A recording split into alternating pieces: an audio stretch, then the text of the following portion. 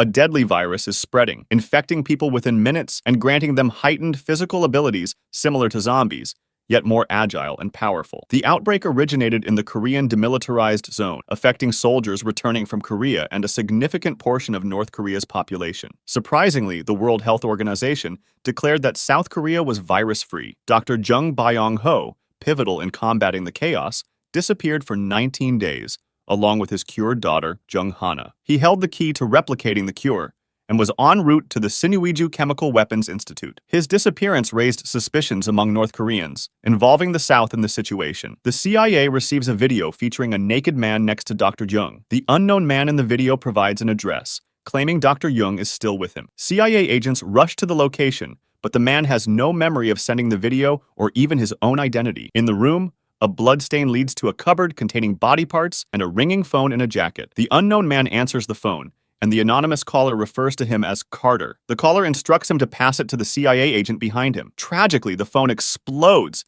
killing the agent. The mysterious caller warns Carter of an implanted device in his ear and urges him to flee. The man leaps between buildings to escape and makes his way into another building. He draws the attention of numerous men who swiftly attack. Surprisingly, he handles them with expert skill, revealing that he has had combat training. A voice guides him through an earpiece, accessing security cameras and detecting heat signatures within a 50-meter range. He enters an approaching car on the voice's instructions and encounters Choi Yu-jin, a National Intelligence Service (NIS) agent from South Korea. The voice, identified as Han Jung-hee from North Korea's International Liaison Department, reveals their joint effort with South Korea to develop an antidote for the DMZ virus. They've secured anthrax vaccines for Dr. Jung's research, but Hana, Dr. Jung's daughter, has been kidnapped, suspecting A9, a covert group linked to the CIA, to be behind the abduction. Carter's mission is now clear: retrieve Hana and take her to North Korea. However, a shocking revelation hits Carter hard. He himself proposed the mission,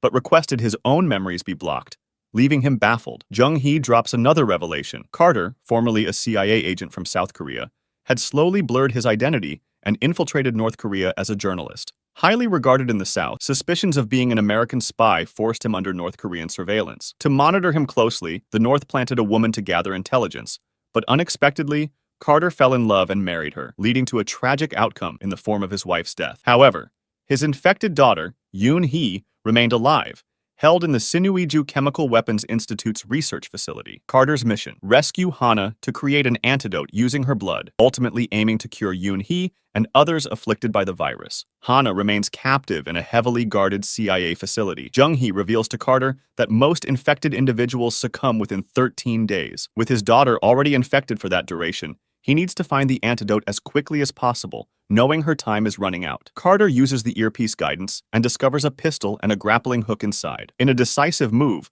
Carter eliminates a CIA agent and reaches Hana's room, connecting her with her father, Dr. Jung, at the North Korean research facility. Dr. Jung urges Hana to trust Carter as they prepare to flee. However, a team of CIA agents under the command of Officer Smith, who presents the gathered information on Carter, prevents their escape. Carter Lee was born in 1986 in South Korea and migrated to New York at the age of 11. Carter's status as a naturalized citizen of North Korea confuses the agent, leaving the question of his loyalty, whether to the North or the South, a mystery. Smith alleges that the virus is a ploy by the South Korean government, but Carter doubts this claim. He suspects the US government seeks to exploit the situation for its own gains. Suddenly, Agnes, a CIA agent, informs Smith that Carter's movements align with those of a deceased CIA agent named Michael Bain, supposedly killed in Syria, yet lacking confirmed remains. Smith notices a BD-7 microdevice implanted at the back of Carter's neck, a tool designed to erase memories. The CIA suspects Carter might actually be Michael Bain,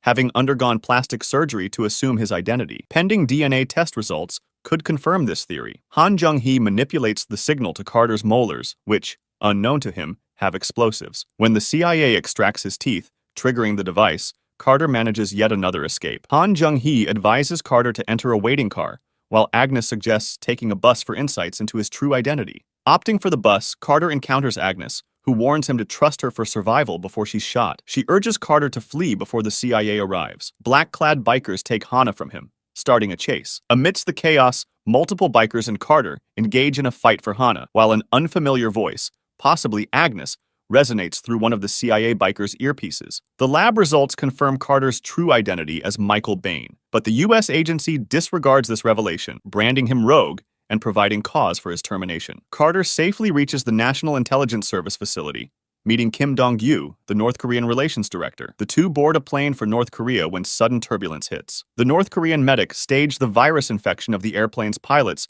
through tainted coffee in an effort to kill Hana and Carter. Director Kim intervenes, shooting the medic to save them. Questioning the medic about the virus's origin reveals his allegiance to the CIA. However, the confrontation leads to Kim's demise. The medic triggers an explosive, tearing a hole in the plane. The medic accuses Kim of being a CIA agent, fueling conflict between South and North Koreans on board. On top of that, the infected pilots attacked, creating further chaos. Seizing the confusion, the medic attempts to flee with a parachute and Hana, while Carter is still in the cargo hold. In a mid-air move, Carter pursues the medic without a parachute, snatching Hana and the parachute to land safely. After fighting more agents and hordes of zombies, Carter finally makes it to the North Korean border. Carter reunites with Kim Jong-hyuk, the lieutenant general, and Han Jung-hee, the voice guiding him through the implanted device. With Hana in North Korea's possession, Carter anticipates the return of his lost memories as per their agreement. However, Kim Jong-hyuk, the mastermind behind the coup, has ulterior motives. Intent on using the situation as leverage against South Korea and the United States, he refuses to restore Carter's memory and orders his men to eliminate him. Han Jung-hee, Carter's supposed guide,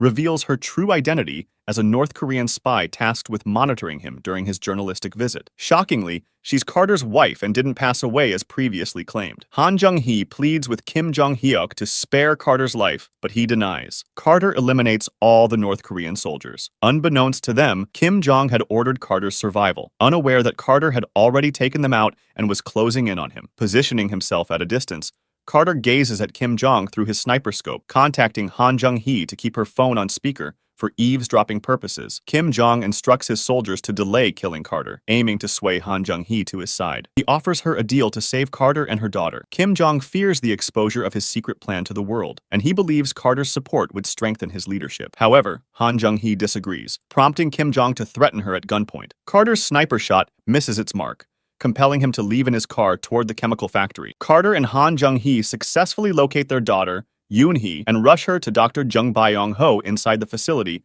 for an immediate antidote. Escaping with Dr. Jung, determined to recover his lost memories, activates a device, instantly recalling his past. He remembers his failed attempt to flee North Korea with Han Jung-hee and their daughter, stopped by Kim Jong-hyuk's forces. Carter, realizing the dire situation, strikes a deal. Initially agreeing, Kim Jong-hyuk betrays the deal by infecting Yoon-hee to prevent any deception from Carter. After fulfilling his end of the agreement, Kim Jong-hyuk backs out of his word, capturing them. Carter, taking Yoon-hee and Hana, combats Kim Jong-hyuk's forces, eliminating numerous soldiers, including Kim himself. He ensures the safety of his family, along with Dr. Jung and Hana. Boarding a train for Dandong in China, where they believe they can escape the horrors, they're met with an unexpected surprise awaiting them at the next turn.